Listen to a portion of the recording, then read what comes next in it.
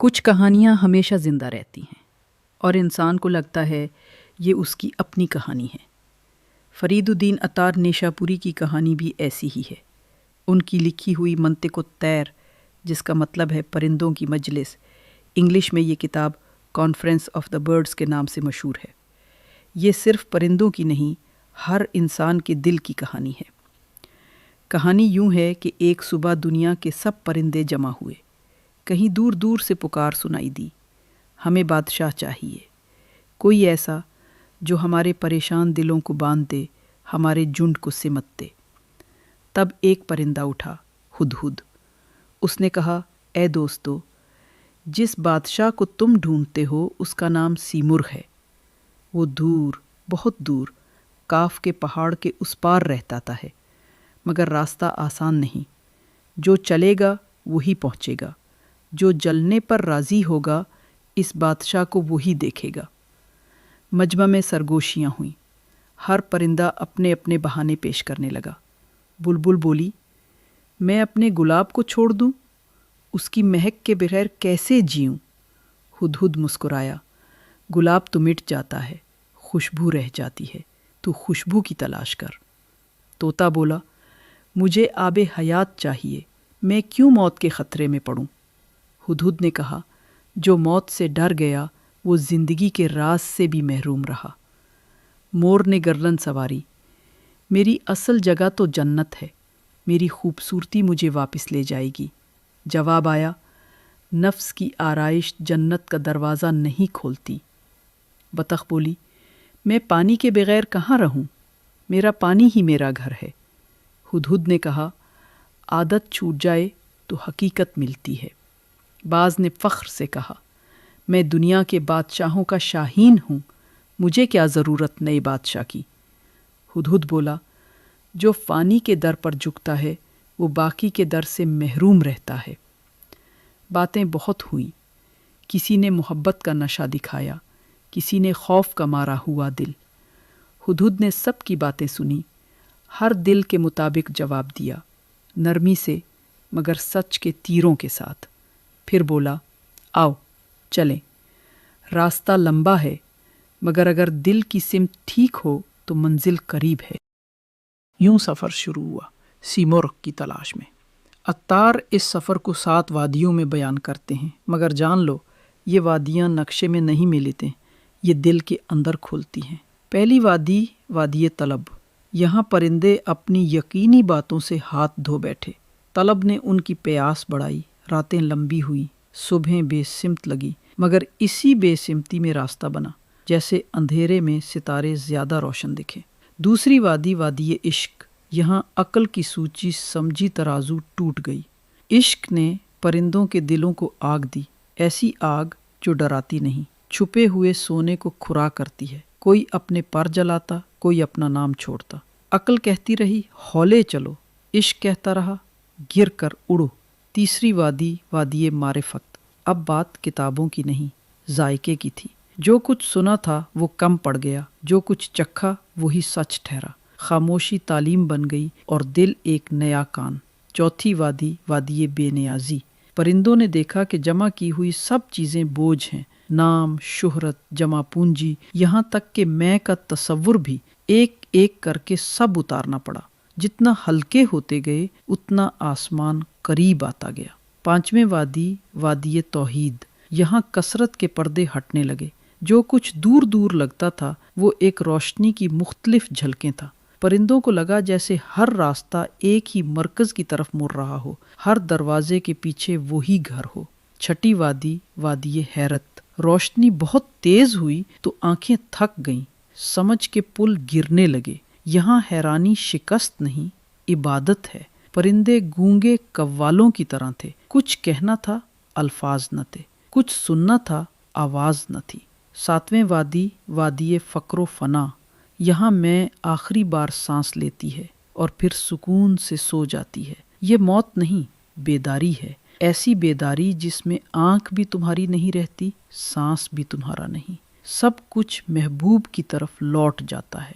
ان وادیوں میں چلتے چلتے ہجوم کم ہوتا گیا، کوئی طلب میں تھک کر بیٹھ گیا، کوئی عشق کی آگ سے گھبرا گیا، کوئی معرفت کے سوالوں میں الجھ گیا، کوئی لا علمی میں اپنی متاع سے ہاتھ نہ چھڑا سکا۔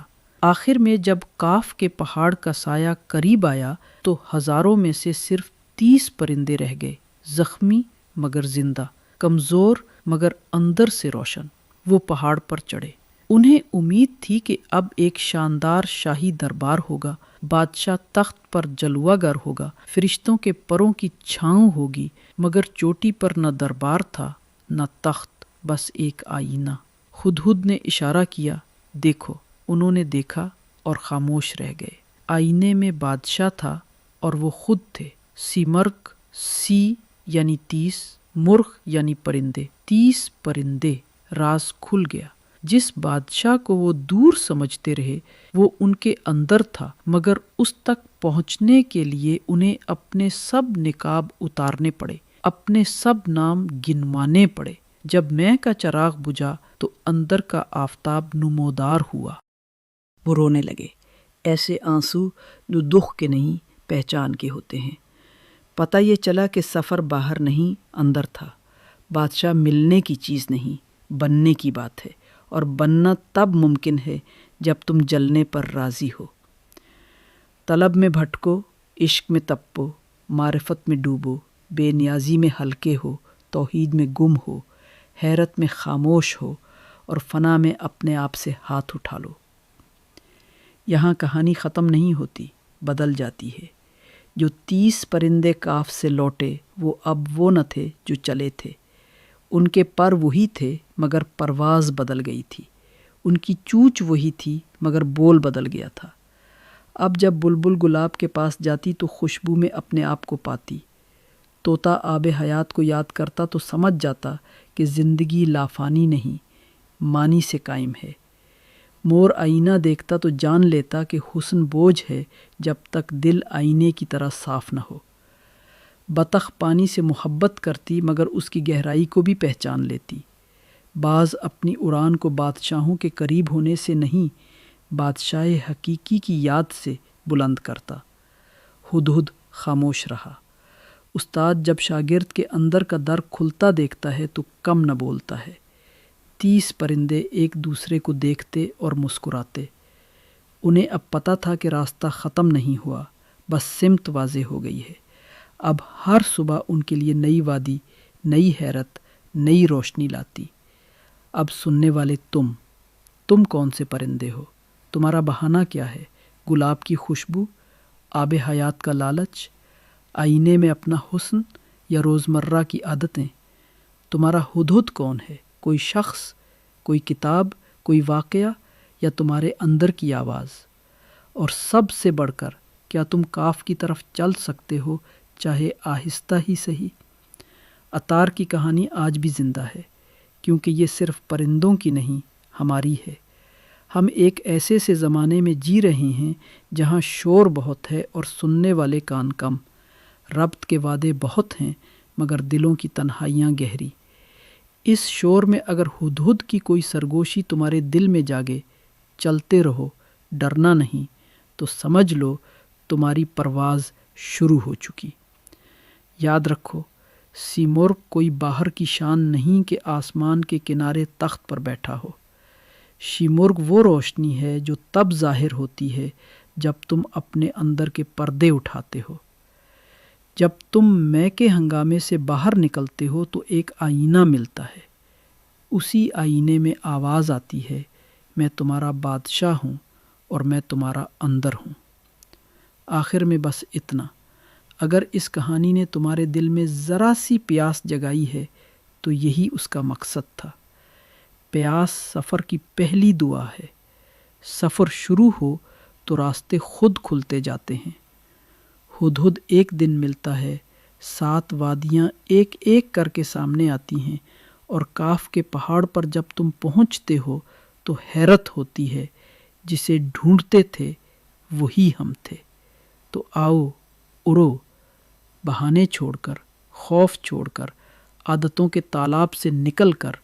اگر تم نے سچ میں اڑنا ہے تو جان لو پر تمہارے پاس پہلے سے ہیں، بس انہیں یاد کی ہوا چاہیے۔ محبت کی چنگاری اور اس یقین کی روشنی کہ راستہ جتنا بھی دور ہو منزل تمہارے اندر ہے۔ یہی منطق الطیر کا راز ہے، پرندوں کی مجلس میں سنایا ہوا ایک سچ۔ بہانے پنجرہ ہیں، طلب پرواز ہے، اور جو کاف تک جا پہنچے وہ جان گئے کہ سمرغ کہیں باہر نہیں، ان کے دل کے آئینے میں پہلے سے جلوہ گر تھا۔ صوفیوں کی کسی اور کہانی کے ساتھ پھر حاضر ہوں گے۔ اپنا اور اپنے والدین کا بہت سا خیال رکھیے۔